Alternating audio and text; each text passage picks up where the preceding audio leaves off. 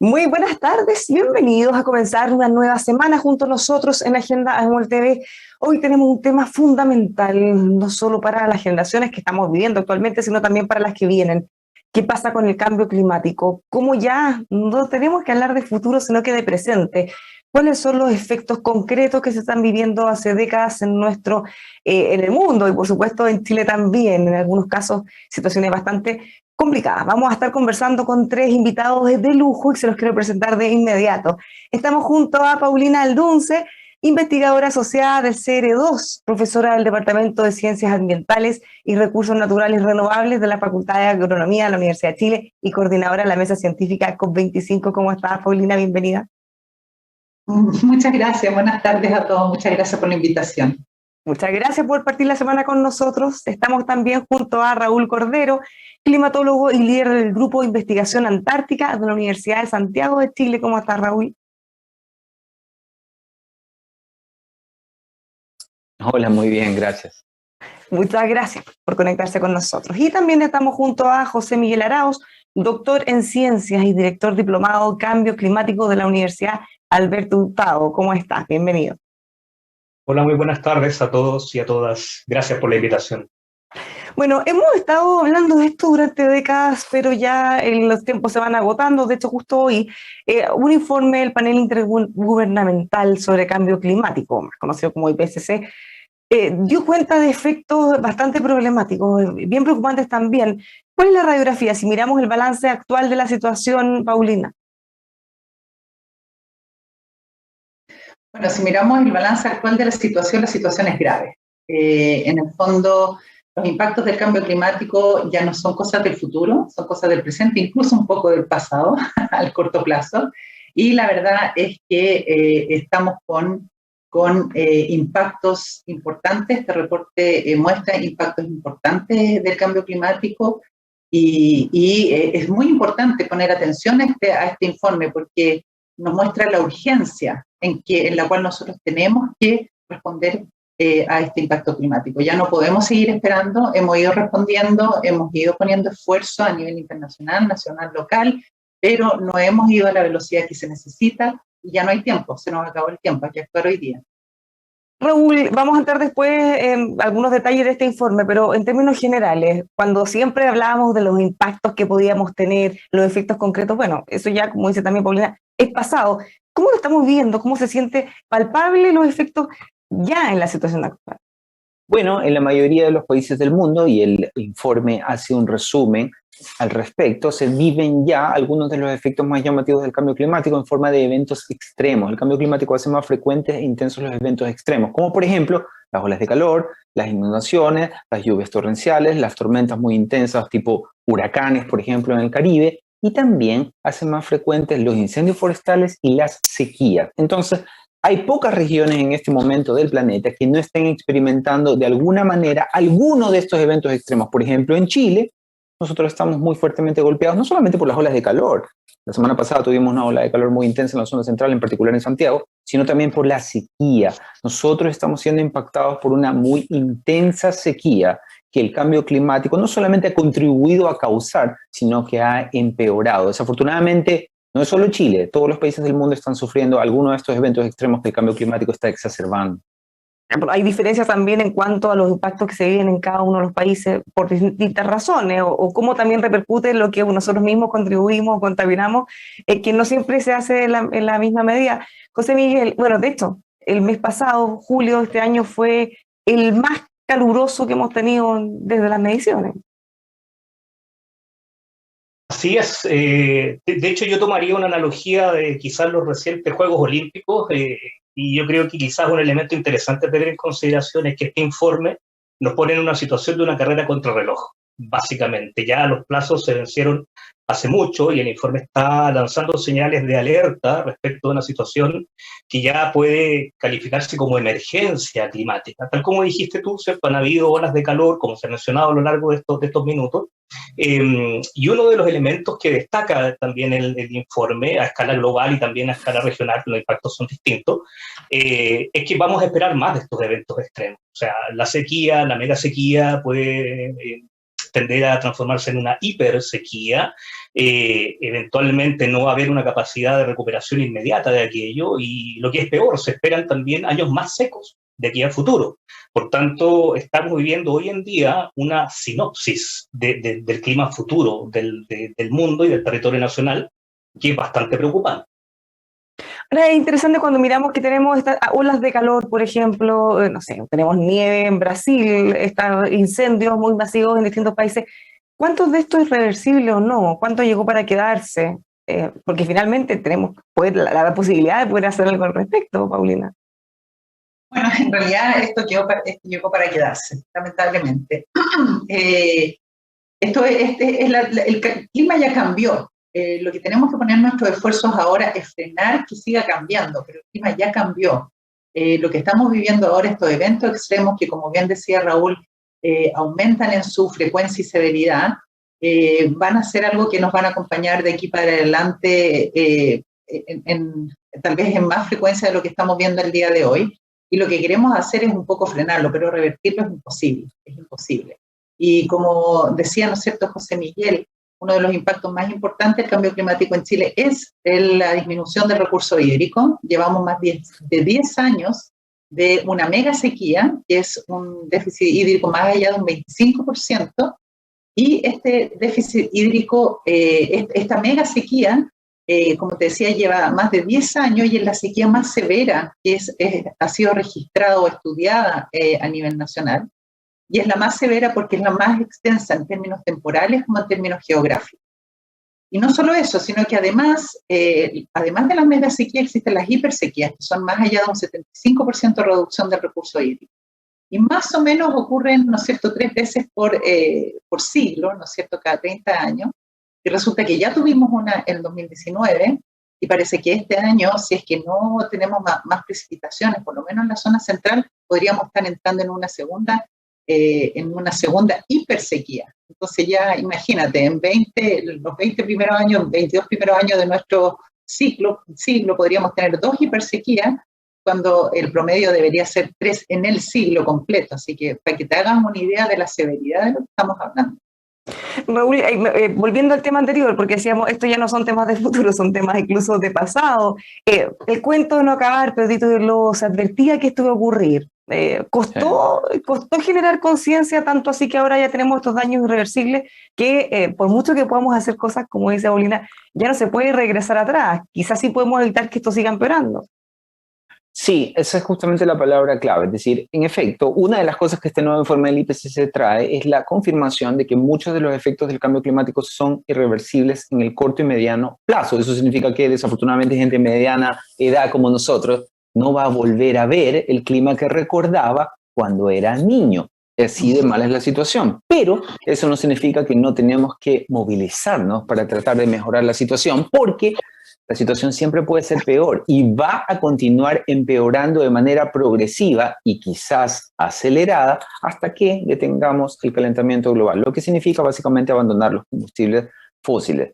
Así que, en efecto, muchos de los problemas que tenemos no vamos a resolverlos completamente, pero sí podemos evitar que sigan empeorando, o al menos reducir el ritmo con el que están empeorando.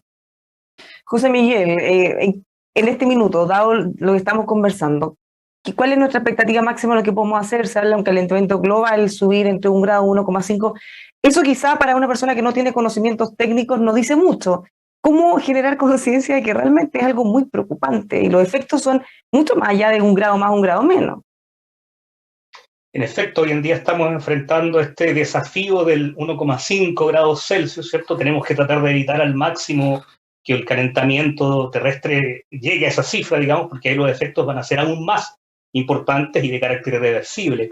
Yo creo que un elemento interesante a tener en consideración desde la perspectiva de mis áreas de intereses tiene que ver, por ejemplo, con cómo estos cambios, que uno puede considerar ínfimos, medio grado Celsius, algo casi imperceptible, si no sé, si varía la temperatura de la estufa de la casa, por decirte algo.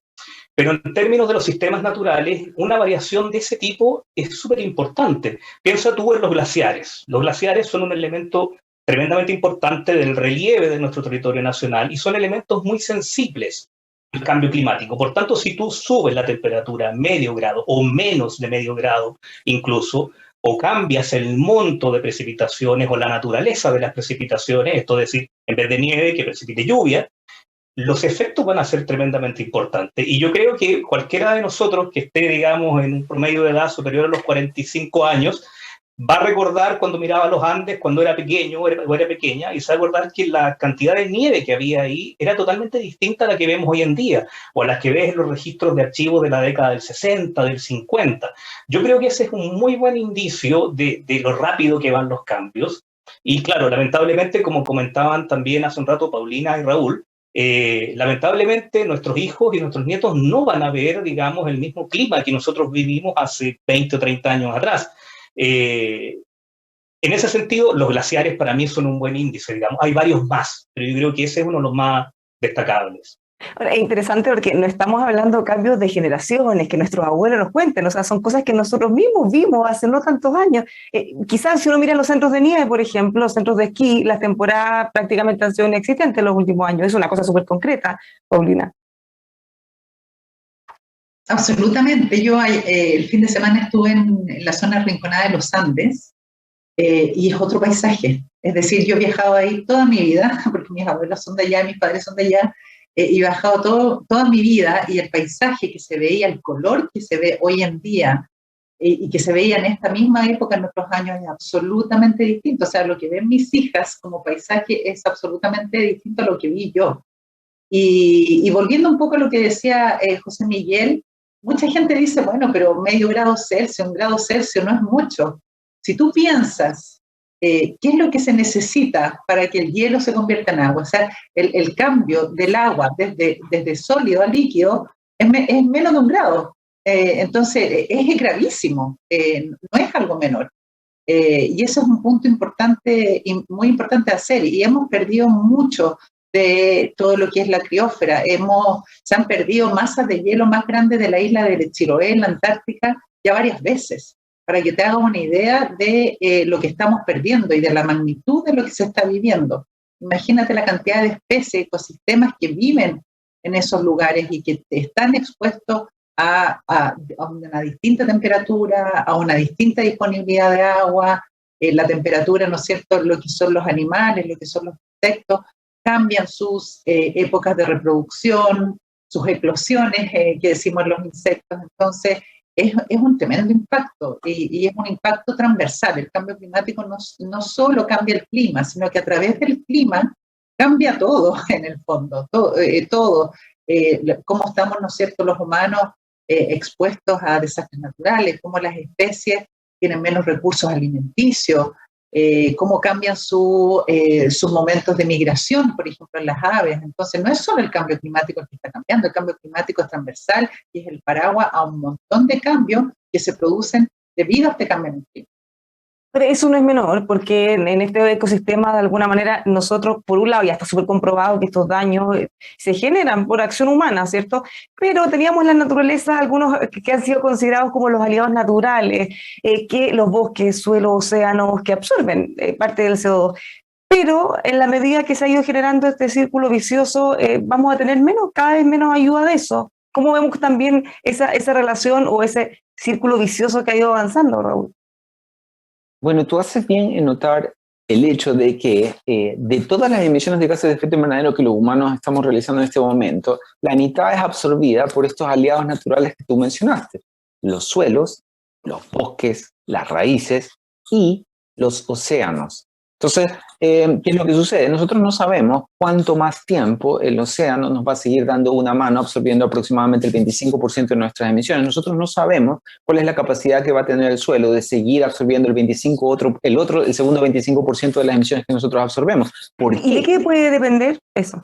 Por ejemplo, en el caso de los océanos, depende de la temperatura del océano. El océano, mientras más se calienta, es menos capaz de retener gases. Entonces ahora está absorbiendo mucho CO2 el océano, pero a medida que desafortunadamente la temperatura suba, la capacidad del océano de retener el gas absorbido va a ser cada vez menor. Y en el caso de los suelos, el principal factor que determina la capacidad del suelo, de las raíces, los bosques, etcétera, de absorber Carbono es el agua. Entonces, por ejemplo, como las sequías son cada vez más frecuentes, los bosques tienen un desarrollo cada vez menor y por lo tanto eventualmente el carbono no va a ser absorbido tan rápidamente como ha sido en los últimos años por el suelo. ¿Qué significa eso? Que estamos ante el riesgo de que el calentamiento global comience a acelerarse de manera brusca, porque vamos a perder, muy probablemente en relativamente poco tiempo, estos aliados naturales que todavía nos están ayudando a, entre comillas, moderar el ritmo de calentamiento. El ritmo de calentamiento podría acelerarse mucho en las próximas décadas. Por lo tanto, la única solución es no confiar tanto en los aliados naturales,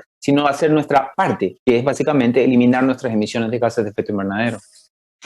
Sí, ahora es más preocupante todavía porque si es que ya hemos dicho que en poco tiempo ocurrió todo esto, teniendo a esos aliados naturales, entre comillas, su mejor momento, bueno, hay que esperar para el próximo tiempo si están cada vez más debilitados, José Miguel. Así es, tal como señalaba Raúl recién, lamentablemente, ¿cierto? Estos aliados naturales están perdiendo de alguna forma su eficiencia, ¿cierto? En este proceso natural que eventualmente servía para contrarrestar el efecto, digamos, del cambio climático. Y si a eso tú sumas también otras variables antrópicas como el uso intensivo de los suelos, como los cambios en los usos de suelo, que muchas veces también determinan un uso intensivo de cierto tipo de cultivos por un ánimo, digamos, de producción, obviamente eso también va a ir determinando que vayamos perdiendo aún más a estos aliados naturales. Entonces ahí también entramos en otro plano que es bien interesante considerar, que tiene que ver, por ejemplo, con cómo ordenamos el territorio, para tratar de darle una perspectiva sustentable. ¿Cómo se perfilan las nuevas gobernanzas, ¿cierto? O estos nuevos territorios climáticos, cómo los vamos a ir administrando a través del tiempo, porque claramente, ¿cierto? Lo que hemos hecho hasta ahora en términos administrativos probablemente va a quedar obsoleto o no va a ser eficiente para poder usar de buena forma los recursos y básicamente, ¿cierto?, mantener esta relación con estos aliados naturales. Paulina. Bueno, sí, opino exactamente lo mismo. La verdad es que estos aliados naturales han sido unos aliados absolutamente leales, han resistido, pero la resiliencia del planeta tiene sus límites. Y la verdad que yo creo que ahí, y me gusta mucho como lo dijo José Miguel, que son aliados naturales. No es que nosotros seamos dueños de la naturaleza, porque cuando nos creemos dueños de la naturaleza, entonces se da espacio para el abuso, hasta tal punto en la naturaleza que se destruye parte de ella. Entonces sí hay que tomarlo como un aliado en que en el fondo nosotros somos parte de la naturaleza y que podemos tener una relación más sana con ella, menos abusiva.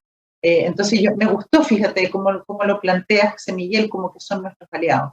Pero nuestros pobres aliados lo deberíamos mirar así, pero yo creo que lamentablemente la visión internacional y la visión de la sociedad en general ha sido más abusiva que como aliado, que como un amigo.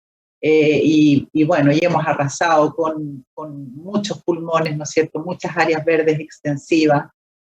Bueno, ¿para qué decir cómo hemos abusado, ¿no es cierto?, de nuestro territorio en términos de cómo hemos ido ocupando el territorio sin tener consideración de lo que hubo antes en ese territorio y arrasamos con ecosistemas completos. Entonces, me encantó el tema de los aliados. Creo que a un aliado hay que cuidarlo. Y nosotros no hemos sido responsables en cuidar a este aliado que es la naturaleza. Cuando uno habla de los impactos del cambio climático, siempre lo primero que se viene a la mente es sequía, los cambios de temperatura, y eso obviamente tiene aparejado otras consecuencias, como por ejemplo la propagación más fácil de incendios, bien masivo y doloroso. Pero hay otros efectos, otros impactos que se hablan menos, como por ejemplo el aumento del nivel del mar, de los océanos. ¿Cómo deberíamos estar mirando eso? ¿Qué implicancias podría tener? Y eso está más asociado al aumento de la temperatura. Raúl, José Miguel. Bueno, en efecto, tú haces bien en hacer notar la importancia que pone un país con las costas que tiene Chile. El nivel del mar la subida del nivel del mar, que ha sido, por ejemplo, en los últimos 25 años 8 centímetros, es muy, muy importante y es una amenaza extraordinariamente grande que ya está causando efectos. En paralelo a la subida del nivel del mar, también ha aumentado la frecuencia e intensidad de marejadas. Entonces, ¿qué es lo que sucede en nuestras costas? Hoy se da con cada vez más frecuencia la coincidencia de tener marea alta, la subida del nivel del mar que viene desde hace varios años ya, varias décadas, y además una marejada muy intensa. El resultado de eso es que cada vez con mayor frecuencia se producen inundaciones, no permanentes, pero inundaciones al fin y al cabo en nuestras costaneras. Cada vez con más frecuencia se tienen que cerrar nuestros puertos. Entonces, ¿qué significa eso? Los costos de importación y exportación están aumentando debido a la subida del nivel del mar, debido al aumento de las marejadas. Y además de eso, y esto es sumamente importante para un país con las playas que tiene Chile, nosotros estamos perdiendo playas. Las playas no están desapareciendo como han desaparecido decenas de metros de playa en la zona central por arte de magia. Es una combinación del efecto de el alza en la subida del nivel del mar y las marejadas más intensas que están erosionando nuestras costas. Por cada milímetro que el nivel del mar sube, muchas playas de la zona central retroceden 10 centímetros. El nivel del mar está subiendo 3 milímetros cada año. Eso significa que estamos perdiendo cada año 30 centímetros en muchas playas del país. Y esa es la razón por la que en los últimos 30 años hemos perdido decenas de metros. Algunas playas muy conocidas en la zona central han literalmente desaparecido. La situación va a continuar empeorando hasta que detengamos el calentamiento global y por lo tanto logremos detener o al menos aminorar el ritmo con el que el nivel del mar está subiendo. José Miguel, esos son los impactos que tenemos hasta ahora, pero todas las proyecciones son a que siga aumentando el nivel.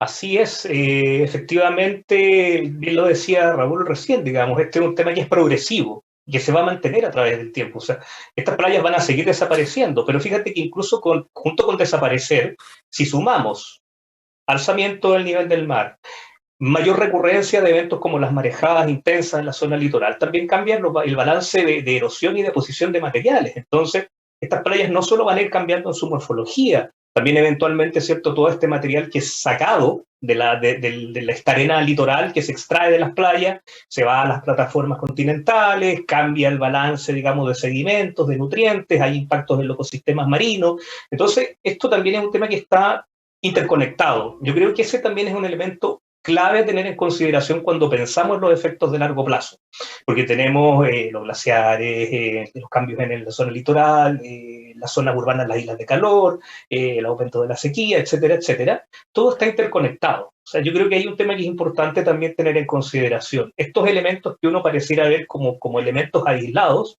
no lo son. Y en la medida que vaya variando uno de estos elementos, de estos variables, van a ir variando también las otras. Bueno, de hecho, en el mismo reporte del IPCC se menciona que eventualmente si sigue aumentando el nivel del mar podrían hasta terminar ciudades inundadas bajo el mar, Paulina. O sea, a ese nivel es lo que nos estamos enfrentando. Bueno, yo creo que esa respuesta, esa pregunta tan específica, creo que Raúl o José Miguel están en mejor posición de contestarla, porque ellos ven aspectos más biofísicos del clima. Yo soy de las ciencias sociales. ¿Podría contestarte la Raúl? pregunta? Podría, sí, Raúl mucho mejor que yo. Bueno, al menos en Chile, las posibilidades de que una ciudad quede sumergida por el nivel del mar durante este siglo son bajas.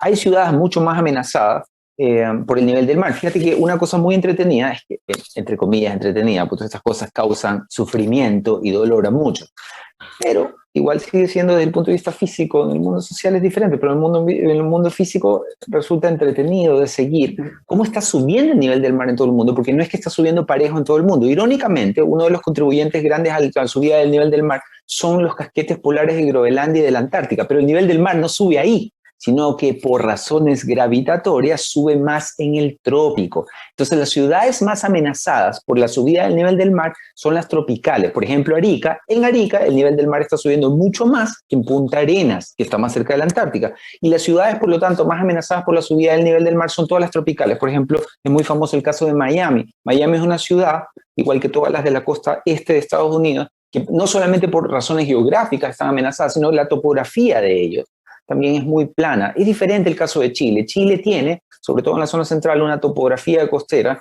que va a hacer que muy probablemente las inundaciones que tengamos durante este siglo van a ser provisionales, van a ser inundaciones gatilladas por esta combinación de subida del nivel del mar más marejadas muy intensas. Pero es poco probable que suframos inundaciones permanentes, que por ejemplo haya que abandonar la ciudad de Viña del Mar sumergida en el mar así de una onda apocalíptica. Eso es más difícil, pero sí va a haber que proteger cada vez con más recursos las costaneras de nuestras ciudades, sobre todo en la zona central y en la zona norte del país. Eso sí va a suceder. Fíjate que las proyecciones del nivel del mar, como bien mencionaron antes, está subiendo y está subiendo de manera acelerada.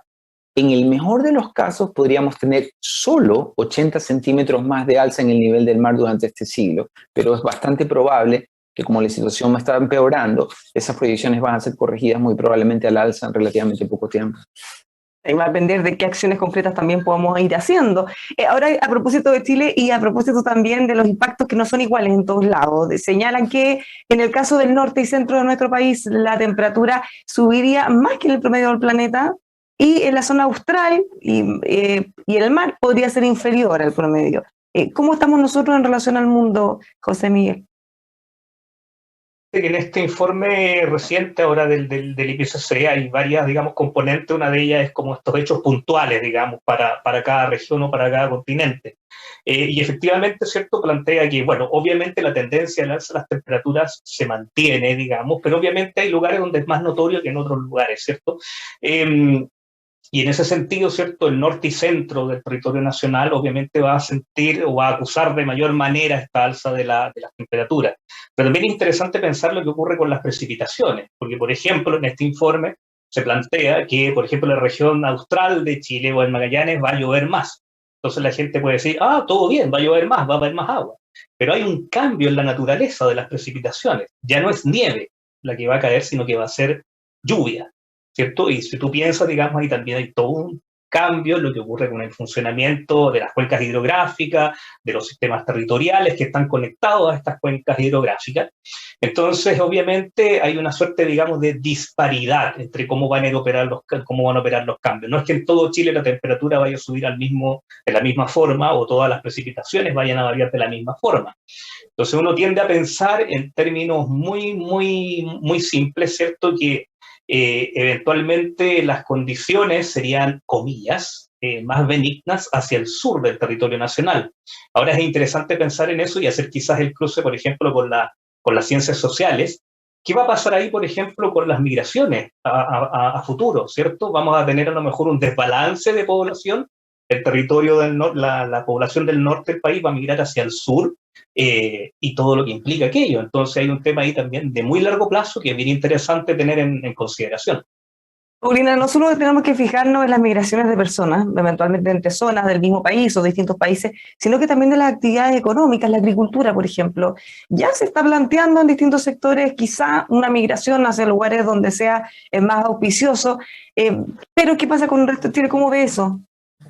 Mira, antes de entrar en ese punto, me quería complementar algo que dijo Raúl con respecto a abandonar las ciudades. Es cierto, y aquí quiero complementar. A mí una de las cosas que más me ha impactado es aquellos reportajes que hablan de las migraciones permanentes que han sucedido, por ejemplo, en islas del Pacífico, o el Golfo de Bengala, o Vanuatu, etcétera, que son lugares donde la población ha tenido que migrar permanentemente porque literalmente la ola les pasó por encima. Y es por esta combinación que decía Raúl, que aumenta el nivel del mar y las marejadas o las tormentas son más frecuentes. Entonces, realmente, como estas islas son más planas, les pasa la ola. Y claro, han habido migraciones y van a haber fuertes migraciones debido al cambio climático, sin lugar a dudas. Y esto se combina, porque no es solo que sean por el cambio climático, sino que se combina con otros factores. Todos estos fenómenos son multifactoriales, pero sin lugar a dudas sí vamos a tener más migraciones debido al cambio climático en cuanto a las personas. Y en cuanto a lo que son los cultivos agrícolas, también se espera que haya ciertas migraciones. Van a haber lugares donde ya no se va a poder producir lo que se producía antes. Fíjate que ayer me comentaron algo muy increíble, o sea, lo encontré increíble, como casi una película futurista, que habían pedido, algunos agricultores habían pedido un crédito para hacer ciertas cosas que son créditos que siempre acceden sin ningún problema, y el banco le había dicho que no, por la sequía. Por las proyecciones de la sequía, decía yo ya no le puedo financiar esto porque es muy riesgoso, usted tal vez no va a poder cosechar lo que está sembrando. Entonces imagínate cómo influye. Y sí, se espera que, por ejemplo, todo lo que es la vitivinicultura se vaya más hacia el sur, y hay claro, vamos a ir ganando terreno hacia el sur de algún tipo de agricultura, pero eso es porque vamos a ir perdiendo la agricultura esa misma agricultura que estaba más en el norte. Y eso desde el punto de vista social es tremendo también, porque ahí hay una conversión de los medios de subsistencia de las familias, de las personas. No es llegar y cambiar y decirle a un agricultor de, no sé, de la zona central, usted ya no puede cultivar esto, no puede ser agricultor, haga otra cosa. ¿Te fijas? Hay toda una transferencia tecnológica necesaria, hay toda una transformación muchas veces de medios de subsistencia a las personas, que son procesos bastante dolorosos. Sobre todo les pega más a los pequeños agricultores, que muchas veces tienen menos recursos monetarios y tecnológicos.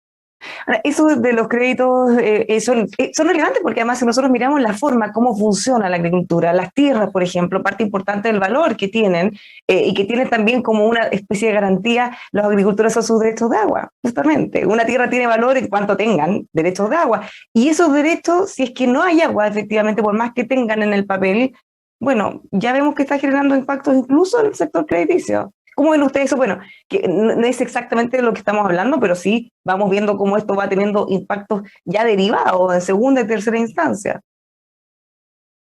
Sí.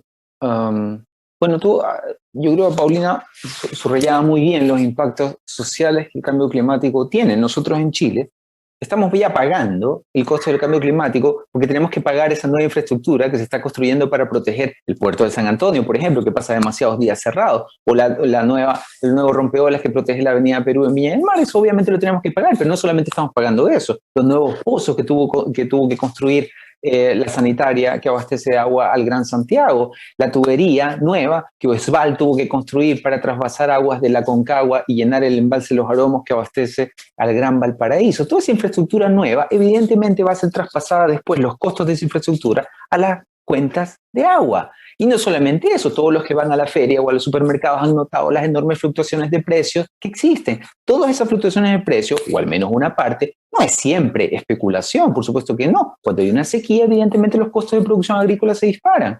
Entonces, nosotros ya estamos pagando el costo social del cambio climático en los precios del agua, en el precio de la infraestructura de protección de la costa, en el precio de los alimentos y también en más conflictividad social. Como muy bien subrayó Paulina, el cambio climático se ensaña siempre con los que tienen menos. Y en este caso, los que tienen menos en nuestro país son los habitantes de zonas rurales. Los habitantes de zonas rurales han perdido prácticamente todo. A muchas personas se les han muerto los animales que tenían. Los pocos derechos de agua que tienen no existen más. Las tierras son poco cultivables. Te fijas como hay una pérdida muy grave. Y por supuesto, eso significó un aumento en las inequidades, sobre todo las inequidades en el acceso al agua. El resultado de eso, mayor conflictividad social. Así que nosotros estamos pagando el cambio climático también en más conflictividad social, no solamente en precios. Te fijas cómo los impactos del cambio climático tienen enormes costos que desafortunadamente se distribuyen de manera no homogénea. Los habitantes de zonas urbanas privilegiados, muchos nosotros, no estamos pagando lo mismo que las personas más pobres, sobre todo aquellos habitantes de zonas rurales, están pagando. Y lamentablemente, o sea, más encima tampoco va a ser solo un factor económico, porque va a llegar un minuto en el que incluso pagando mucho más no vamos a tener acceso, porque no va a estar el recurso, por mucho que podamos invertir o tener más dinero para poder comprarlo, José Miguel. Efectivamente, yo creo que Paulina y Raúl han denotado de muy buena manera, ¿cierto?, estos elementos que son muy preocupantes respecto de las inequidades y respecto, digamos, de cómo progresivamente estas inequidades también se van a volver más complejas. Y yo quisiera ver esto también desde el lado de la oportunidad. Yo creo que ahora Chile, concretamente, está enfrentando una oportunidad única de poder hacer cambios profundos, ¿cierto?, en lo que es la gestión y la ordenanza y la regulación legal de los recursos.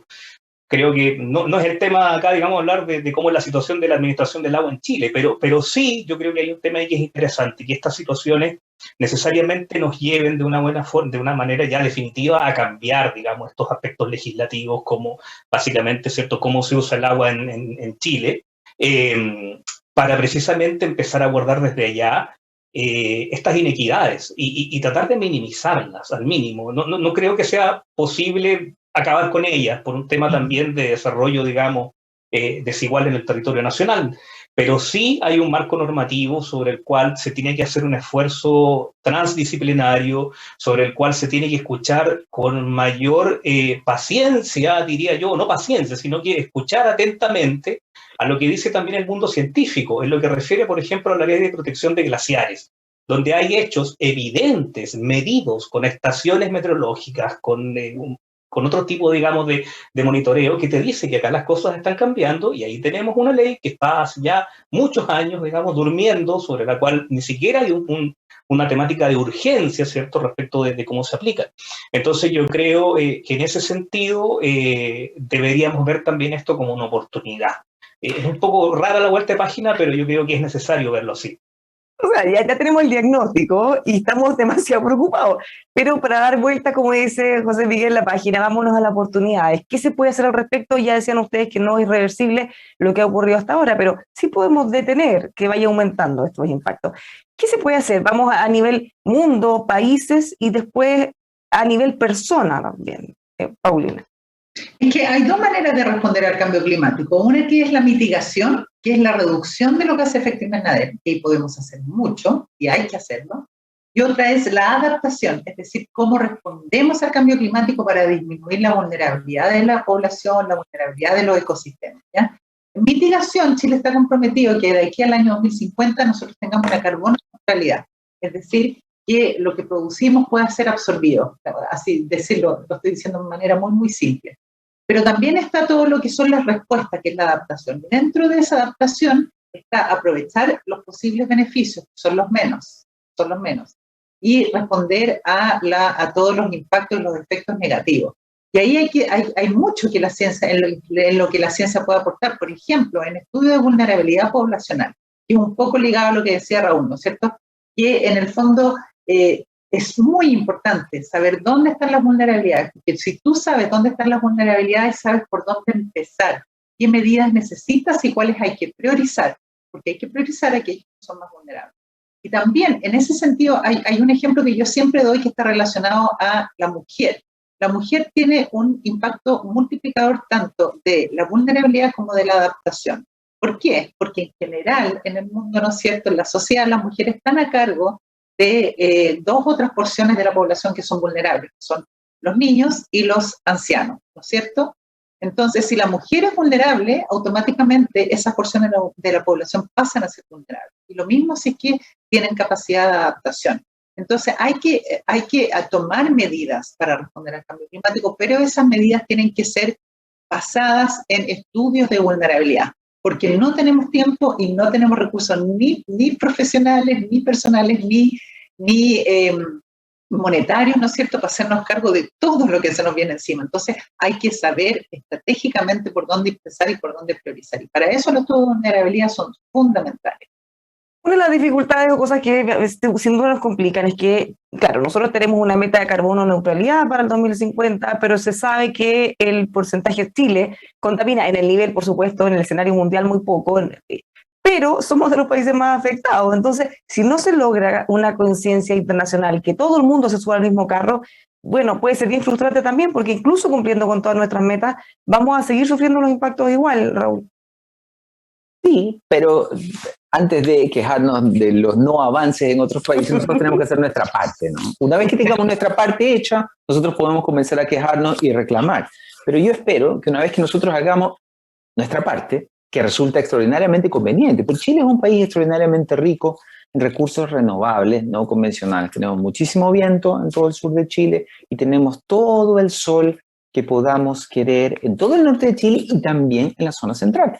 ¿Qué significa eso? Que para nosotros abandonar el uso de combustibles fósiles y abrazar las energías renovables para energizarnos, no solamente es conveniente desde el punto de vista ecológico, sino que también es extraordinariamente conveniente desde el punto de vista económico. Por lo tanto, hacer nuestra parte no solamente que va a limpiar nuestras ciudades, no solamente que va a eliminar nuestra contribución a la huella de carbono global, sino que además de eso nos va a hacer, como país, más desarrollado, más rico, menos desigual. Por lo tanto, nosotros tenemos que hacer nuestra parte. Y yo espero que haciendo nuestra parte, porque nos conviene muchísimo hacerla y hacerla rápido, nos vamos a convertir en un ejemplo, no solo a nivel regional, sino que Chile tiene la capacidad y la posibilidad de convertirse en un líder global, que lidere con el ejemplo. Podemos hacerlo. Paulina, ¿es razonable esta meta del 2050? ¿La podemos cumplir? Sí la podemos cumplir. Y la podemos cumplir antes también. Sí, de todas maneras. Y lo más optimista que hemos escuchado, así que hay que quedarse con eso. Yo quería reforzar algo que dice Raúl. Nosotros somos uno de los países que menos contribuimos, menos de un 1% a los gases de efecto invernadero. Pero la sumatoria de todos los países que contribuyen en menos de un 1% suman el 25% de los gases de efecto invernadero. Entonces nadie se puede bajar, nadie, porque si nos bajamos todos los que consumimos, los que producimos menos de un 1%, imagínate, estamos así de grave. Y lo otro que decía Raúl también es que Chile es un ejemplo en la velocidad del cambio en la matriz energética, desde energías fósiles o a energías renovables. Hay un concepto que es la transformación, ¿no es cierto? Un enfoque que es la transformación, que si seguimos haciendo las cosas como las estamos haciendo hasta el día de hoy, no vamos a sobrevivir y hay que transformarse, hay que hacer las cosas distintas. Y Chile es un ejemplo de transformación con el caso específico de cambio en la matriz energética. Perdona haber interrumpido, pero es que era exactamente lo que estaba mencionando Raúl. Que si hay algo que estamos haciendo bien, también hay que resaltarlo. José Miguel, ya sabemos, por la vía energética podemos hacer mucho. ¿Desde qué otros ámbitos podemos contribuir en Chile? Quizás agregar a lo que estaban señalando recién, yo creo que quizás es interesante también ver este tema desde otra perspectiva, ¿cierto? Y mejorar, digamos, como país todas estas situaciones, también al país le otorga más plusvalía. Yo creo que hoy en día, ¿cierto? Si pensamos en que todo se mide monetariamente, ¿cierto? Un país que tenga mayor plusvalía porque está haciendo un ejemplo, porque está invirtiendo eventualmente, ¿cierto? En lo que tiene que ver con mejorar las tecnologías de producción de energía, ciertamente va a generar mayor interés y también va a ser un país que va a adquirir, digamos, un valor agregado más interesante. Ahora, obviamente, también hay medidas, digamos, partamos de la base que este es un problema global, por tanto las soluciones deberían ser también globales, ¿cierto? Y nosotros sabemos que el grueso de las emisiones de gas de efecto invernadero no provienen de nuestra latitud propiamente tal, ¿cierto? Entonces, eventualmente, el rol de ser un ejemplo a nivel local, sin duda es tremendamente potente, pero también hay que apuntar un poco a lo global. En este mismo informe del IPCC, que salió ahora hace un par de horas atrás, se habla o se menciona en algún momento, ¿cierto?, que la próxima reunión COP es básicamente una reunión clave para poder tomar, digamos, decisiones y tomar lineamientos que nos permitan revertir la dirección en la que estamos yendo hoy en día. Cuestión que es fundamental. Y lo recalco, es fundamental, digamos, para un poco también entender cómo lo global nos va a, de alguna forma, también retroalimentar positivamente a las acciones locales, incluso familiares, ¿cierto? Yo creo que todos hoy en día estamos viendo, bueno, es un poco difícil de implementar porque la inversión inicial es súper cara, pero eventualmente estamos poniendo más paneles solares a nivel de las casas, por ejemplo, o estamos tratando de hacer un uso más sostenible y con mayor conciencia del agua que usamos también al nivel del hogar, ¿cierto? No sé, que el agua de la lavadora, usarla para regar el pasto, por decirte algo, ¿cierto? O los huertos urbanos. Y yo creo que ahí el tema clave para poder potenciar esas pequeñas acciones que van a sumar es la educación sobre el cambio climático. Si no concientizamos desde ya, no a nosotros que ya de alguna forma conocemos y estamos tratando de una u otra manera difundir lo que está ocurriendo, es clave empezar a difundir lo que está ocurriendo entre la juventud y entre los niños y las niñas.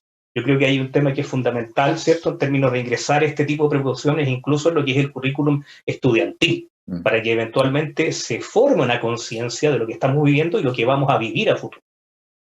Pensando ya, nos queda muy poquito tiempo, pero quienes nos están viendo, sabemos que hay que hacer grandes políticas mundiales, para eso existen también varias instancias, políticas gubernamentales, cada país tiene que hacer lo suyo. ¿Qué podemos hacer nosotros como personas individuales, como familias, para ir también ayudando? Paulina. Mucho, podemos hacer mucho como personas, como familia. El hogar es una fuente de miles de posibilidades de ayudar en esto. Te doy un ejemplo, uno de los efectos más severos del cambio climático, ¿no es cierto?, es la disminución de recursos hídricos. Es ridículo, desde mi punto de vista, que sigamos manteniendo estos césped en nuestras casas. El césped no es natural de esta zona que se mantenga verde en pleno febrero, no lo es. y el costo y la cantidad de agua que se utiliza es una locura. Le estamos forzando y quebrando la mano a la naturaleza a un costo tremendo.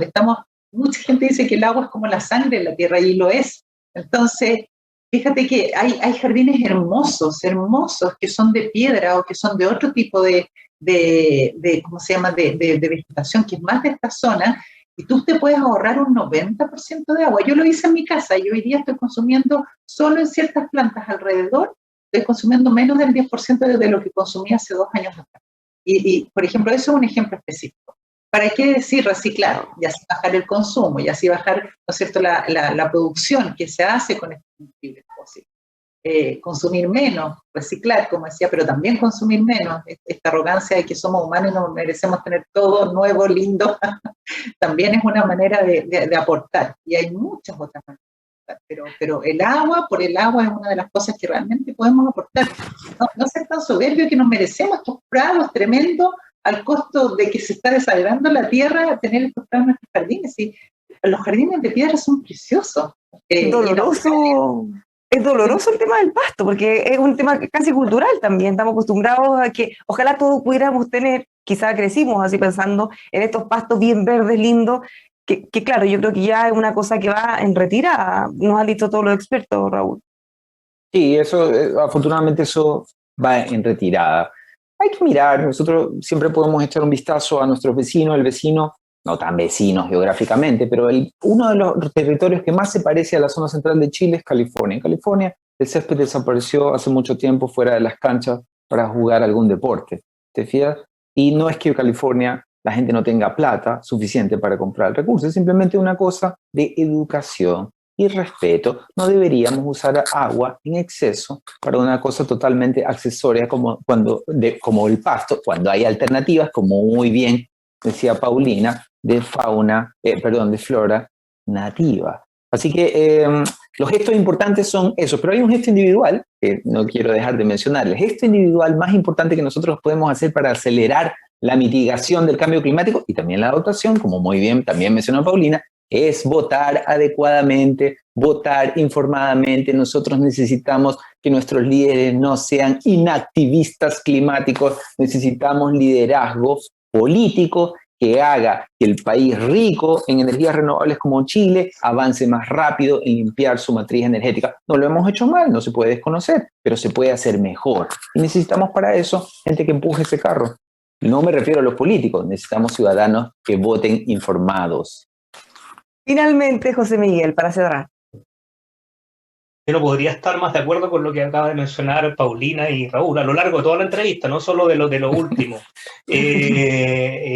Y da gusto escuchar que eventualmente, ¿cierto?, hay acuerdos y hay consenso, digamos, en lo que debemos hacer.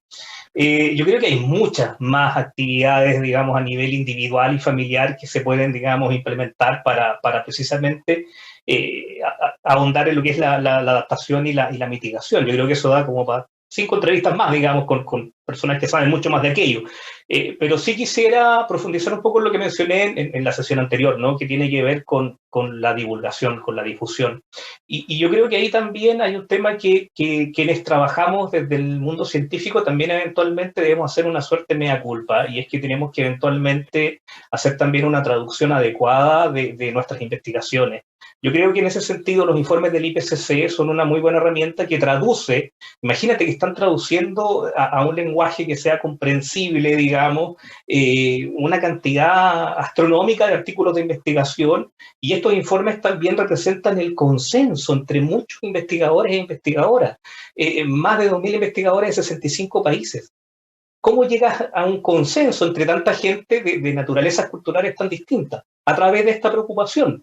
Entonces yo creo que preocuparse de divulgar, de hacer entender lo que va a ocurrir o lo que podría ocurrir en el futuro en términos simples, en términos que digamos, generen un impacto y que te hagan pensar y te digan, ok, vamos por un mal camino, es un tema clave, junto con también aumentar todo lo que son las capacidades en lo que es la futura gestión de estos nuevos territorios climáticos que vamos a vivir a futuro. Muchísimas gracias a los tres por habernos acompañado. Esta conversación estuvo súper interesante. A ver si nos quedamos todos preocupados y ocupados también. Pues Paulina, Raúl, José Miguel, muchas gracias. Gracias a ti por la invitación, muy interesante. Muchas gracias. Ya. Muchas gracias por la invitación. Espero que nos veamos pronto. Vamos a ver cómo sigue evolucionando el cambio climático y los impactos sobre el mundo y, por supuesto, sobre nuestro país. Muchas gracias por acompañarnos. Sigan junto a nosotros revisando nuestros contenidos aquí en emol.com.